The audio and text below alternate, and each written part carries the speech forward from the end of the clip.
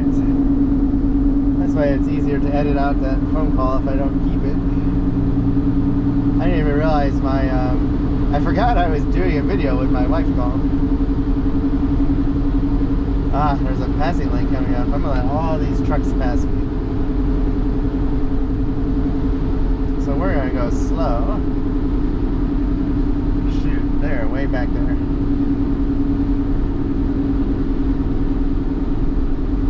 I'm going 50. I'm trying to let them pass me.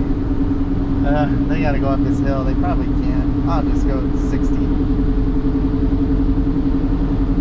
don't know why you put a passing lane on this hill. Well, for slow people.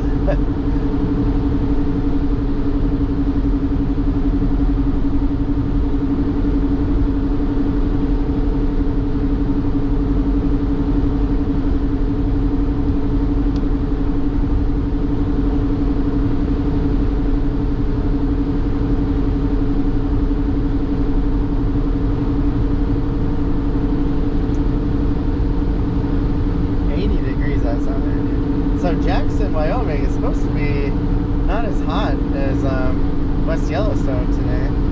So we should get some cooler weather eventually as we go south. I wonder if there's some clouds.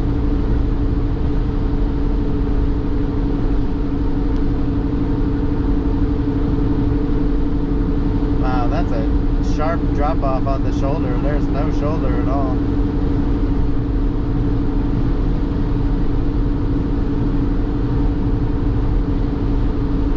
Yeah, definitely the best time to go to Yellowstone is, I would say late September to early October, maybe middle September. You have like a 4-week window after Memorial Day. Actually, I take that back. Sometimes it doesn't snow until November, and you can go all of October. But I'm not sure when it actually opened in the spring, like when the snow melted. But if you could get there early May, it might be alright. They had a foot of snow in West Yellowstone just like a week ago, so...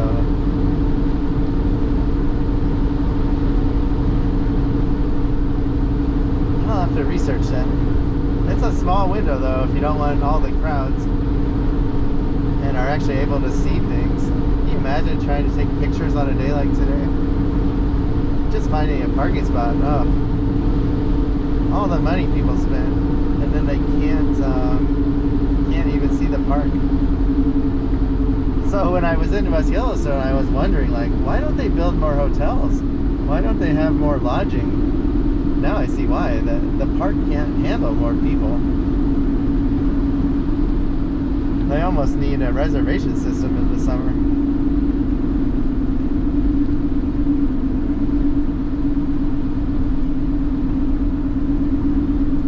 So this highway has all these gas stations along it, and then turns to, I don't know if they're resort areas or what, like developments, but they all go down to 45 miles an hour when you go through them.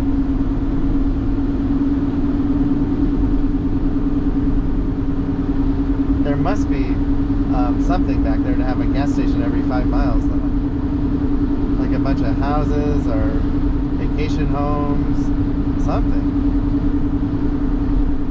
And they have like little stores next to them, and sometimes there's other businesses.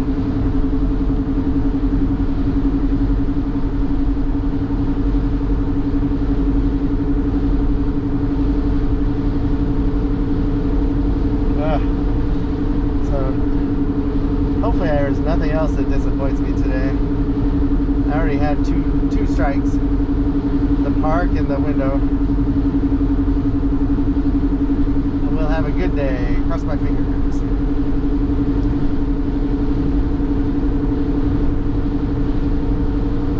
I just can't get over all these cars going toward West Yellowstone. It's sad.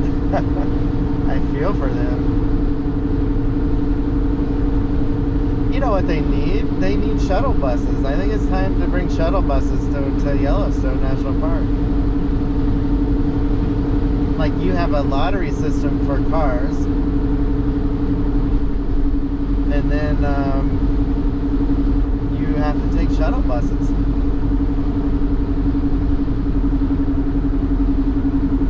Or you could make it so only people driving through the park that are not stopping can drive through the park, because it is a highway. And you give them a special like decal, and then everyone else is buses. I don't know. There's got to be a way to make it better. That's the thing that's hard, though. All the highways that go through Yellowstone are major. They're highways that go somewhere. Luckily, this highway is not any longer, but if you're going west, it could potentially be longer. Or not, sorry, not west, if you're going east. I'm sure that there's smart enough people that can figure something out.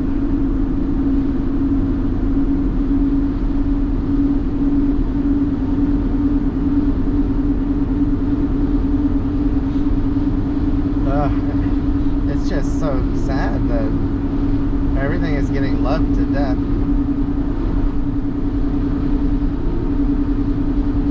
I mean, in SoCal, we really didn't go camping from Memorial Day to Labor Day because it was that bad down there. It's just too bad to see it like spreading across the entire country now. Like, you can't go anywhere in the summer without just masses of people, you know, and traffic jams and no places to park. It wasn't like that growing up for me. Back when I was growing up, the government, the national park was complaining they didn't have enough visitors. Like, they were worried. People weren't going to the parks. But now it's just the opposite.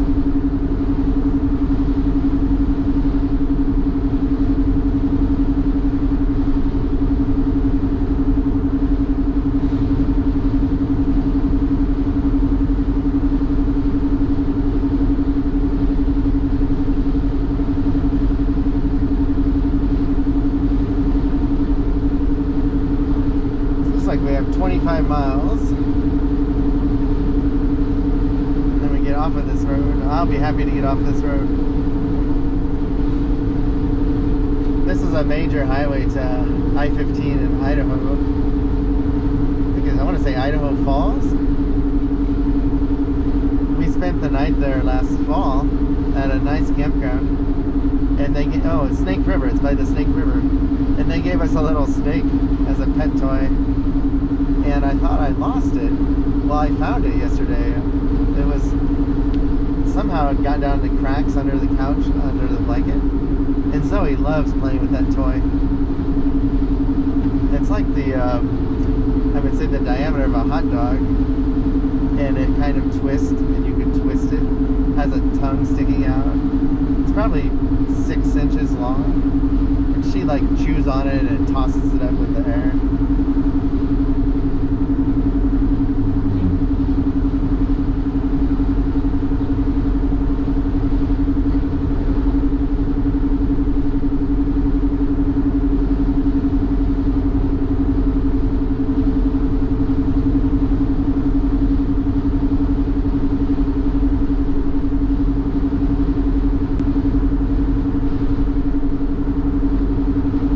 I didn't tilt the camera up as much since I moved it over, because I'm wondering if when I tilt it up too high, that's how I get that little round dot. Looks like a cell, which is from the sun hitting the lens just right. Is what I think I found out.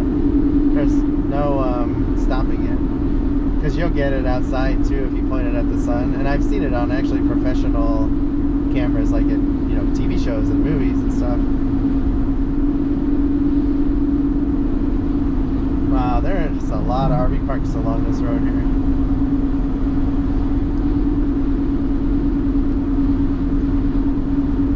Yeah, I guess come to Highway 20 in Idaho and skip Yellowstone, skip the crowds.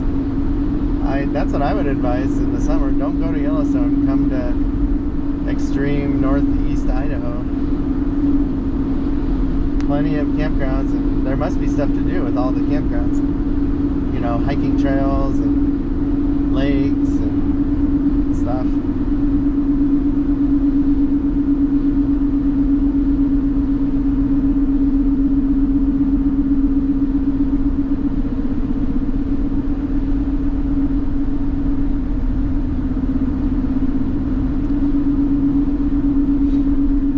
Oh, I bet there's a lot of fly fishing, because here's another big river.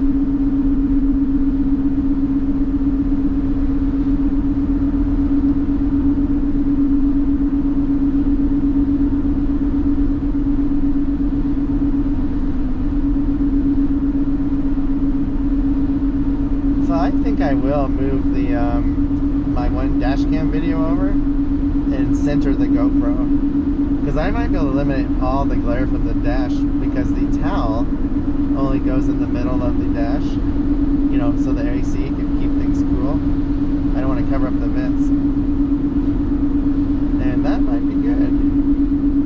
We'll probably try that at lunchtime today.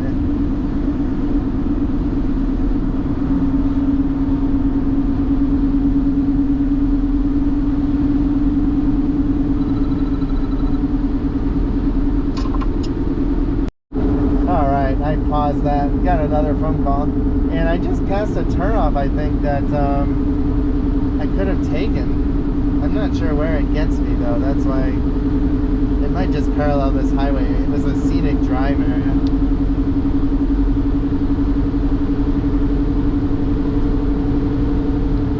This is the Osborne Bridge. I wish I knew what river this was.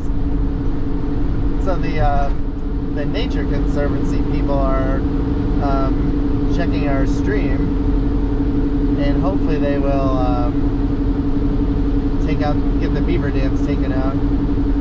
They spent all this money 20-25 years ago making it salmon habitat, and the beavers ruined it.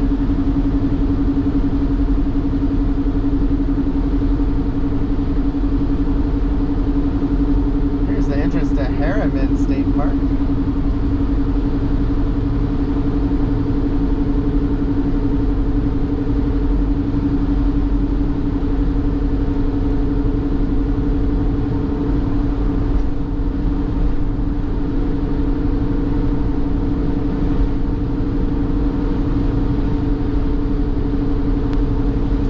To check the wiper fluid. I probably need to add some. I got a lot of stuff to do at this next stop.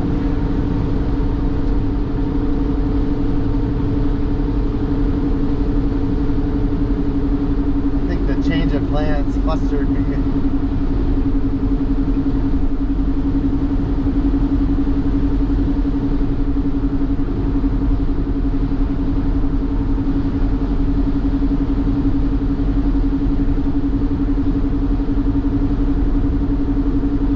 Try and do a window clean.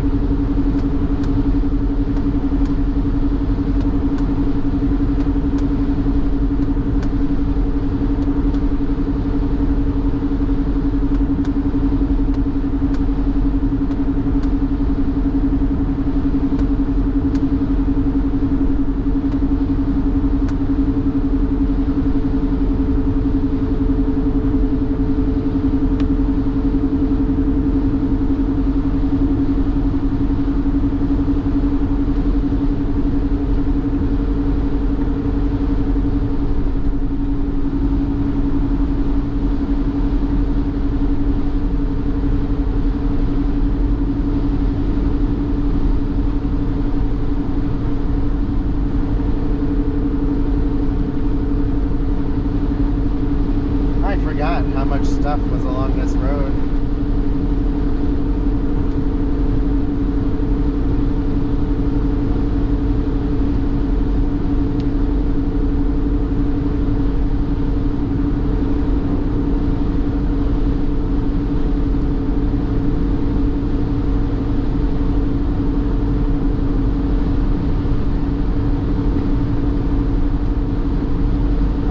There's a historical site down that gravel road.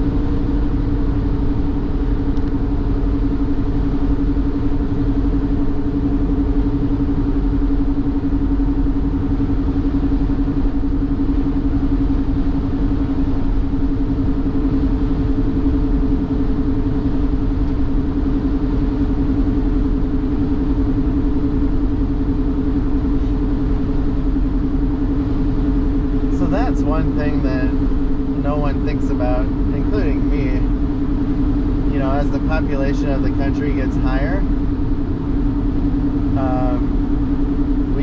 we're running out of nature, you know, for places for people to go and be outside. Like, they need to develop more parks, you know, more state parks, more national parks. And the national parks don't all have to be like super scenic. You know, they could be in an area with a lot of hiking trails and camping.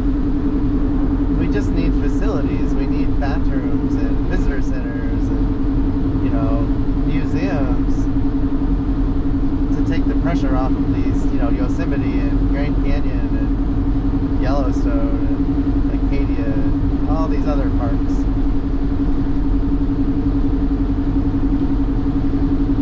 I know it's never gonna happen, but that's what I would do in my world.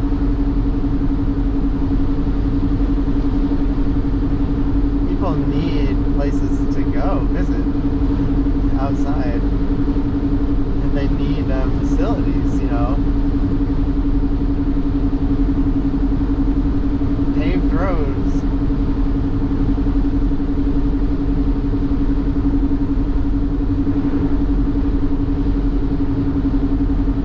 I mean, can you imagine being a foreign tourist, spending all that money to come over here, and then basically not even be able to see what you wanted to because of the crowds, you know? That would be horrible. That makes me not want to travel overseas. You know, because the same thing can happen. You can go somewhere and it's so busy. You spend thousands of dollars and you can't see what you want to.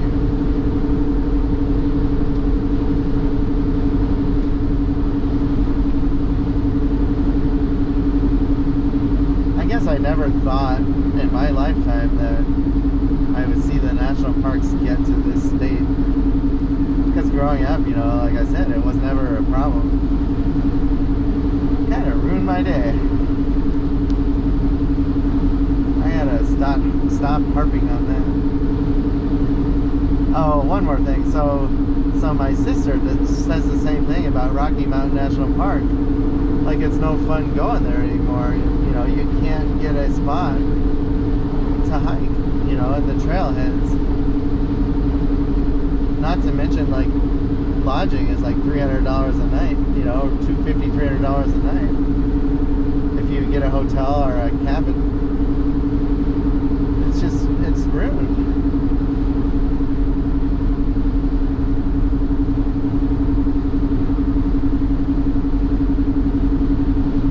So I'm looking at the crack. There's actually three. There's two, and then off of one, it splits into two again. And then the first split off of the two is by itself. I hope that one doesn't curve across the windshield.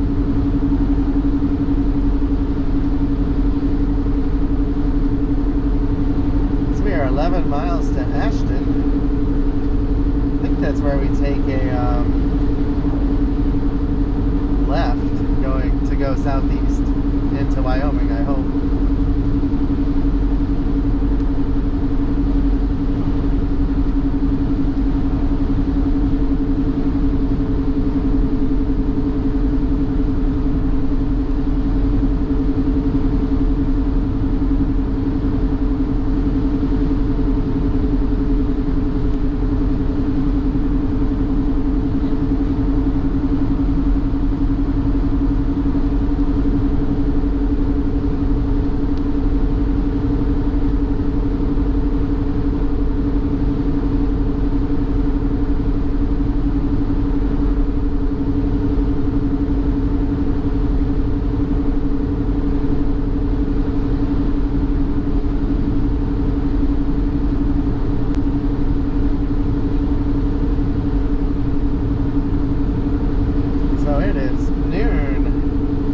Lunchtime.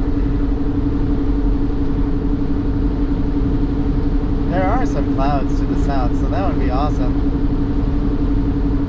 I don't think I'll get any rain until I get to Nebraska. It looks like there's a chance of thunderstorms most of the week, next week. I was hoping to get some thunderstorms in the mountains.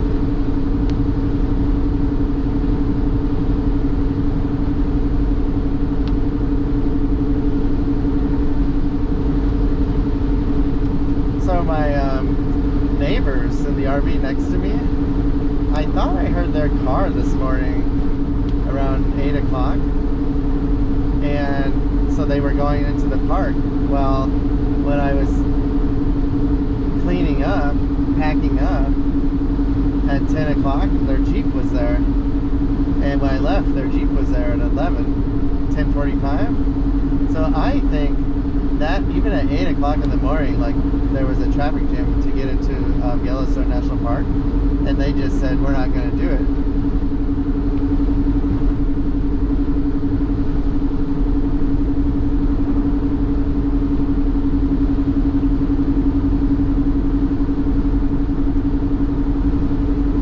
So the guy was ex-Navy.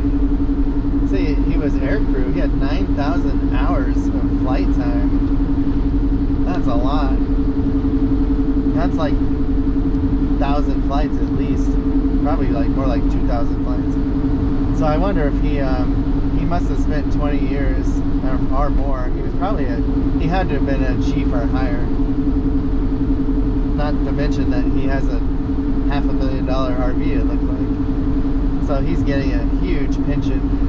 Half his salary, his final 3-year salary. Oh, plus I think he said he worked for Boeing when he got out. Did work for Boeing. Probably had stock back in the day before it went up. I don't know what his wife did, but I mean, their RV was really nice. If I had to guess, I would say it was in the $500,000 range, if not 500 to $1 million. Oh, I don't think I'll be able to pass this truck in time, but we'll try.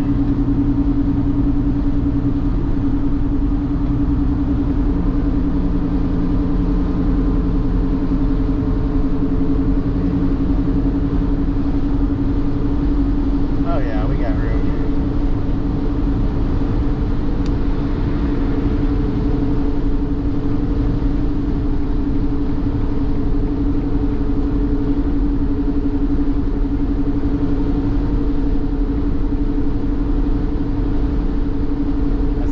Car pass, but ran out of room. It's not like they're going to get anywhere faster. Oh, so we are going down off of the Yellowstone Plateau now, if I remember right. We're going to go out of the forest soon. I forgot about this. It's really impressive when you drive from the south and you see this and start driving up.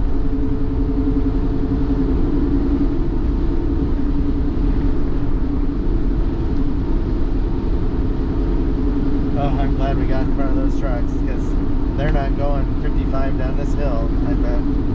Probably lucky to do 35. It's steep.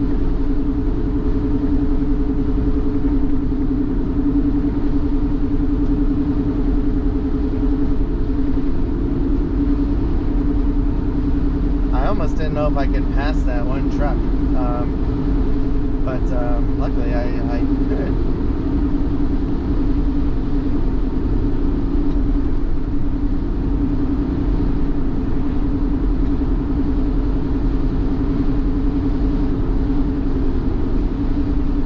2 more miles of this 6% grade. So I dumped my tanks at the campground, and because I had the RV antifreeze for the water tanks in it, for the waste tanks still from over the winter. I don't know if it matters, but I didn't know if it would start smelling, and I didn't want to mix the chemicals with it. I didn't know how it would react. So now I have the actual anti-smell chemicals in the gray and black tank. I know how it would react because the RV, the antifreeze stuff is basically alcohol, based. I didn't want to take a risk.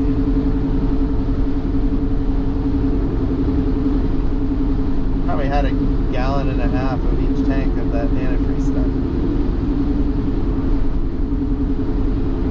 It works though. I've never had anything break over the winter.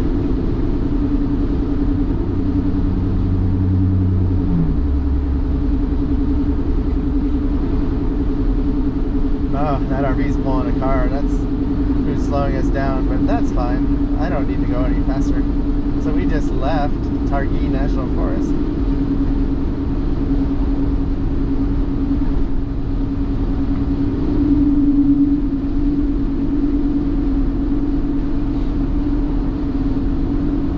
Try and clean the window again. I gotta be getting low. I used a lot of it yesterday. I think I have a gallon and a half left. I'll need to buy some more. Once I get south of Jackson, it should be really dry. I can't imagine there being any bugs. It's really dry, I mean, and arid.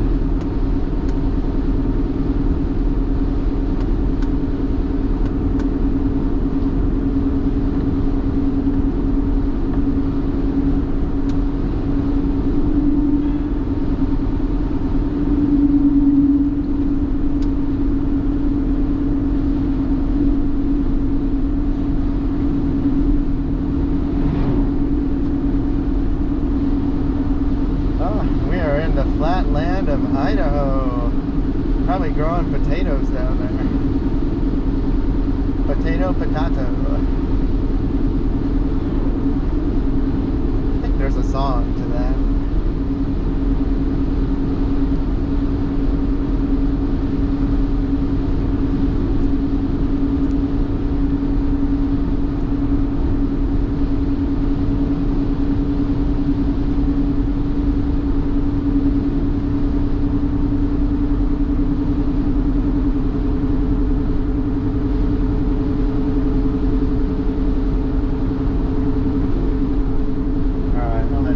Pass.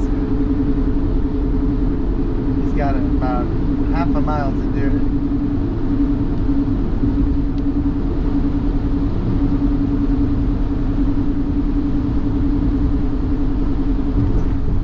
Wow, I can see the Tetons. It is amazing. And some of the Yellowstone mountains to my left.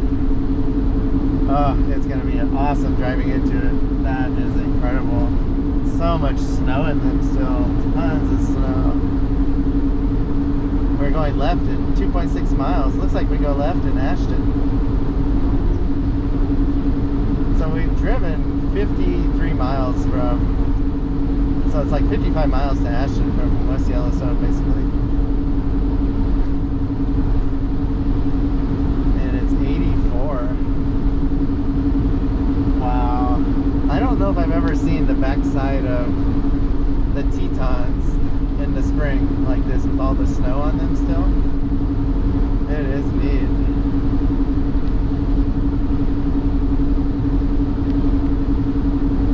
There's definitely bugs down here though with all these farm fields.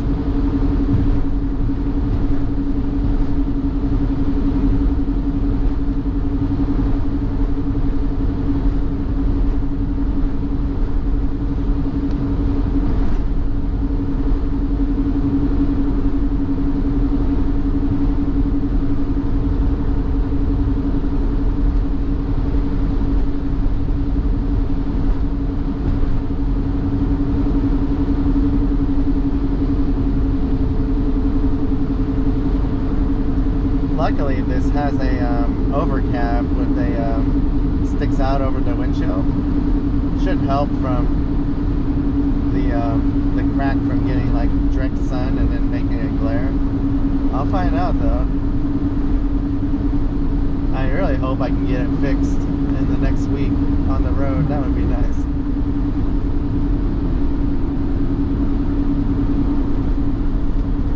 I think there's actually a Freightliner all over Nebraska off the interstate. I wonder if they would fix the wind. I would think they would fix windshields. They do everything else. Ours is too specialized. Might be too specialized. Usually Safe Light though, the glass place is not that busy. It's not like everyone's getting new windshields all the time. Well, this is Ashton. Ashton, Idaho, world's largest seed potato producing area. It says I was right.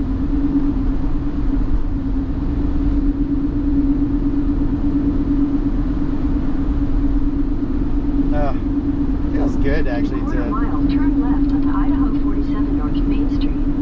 good to be out of that chaos of Yellowstone. I just don't like crowds like that. I feel like I'm in the city when I'm there. You know, can't drive, can't park, can't do anything. But this is Ashton, and I'm going to end this video. So I will be right back. Turn left onto Idaho.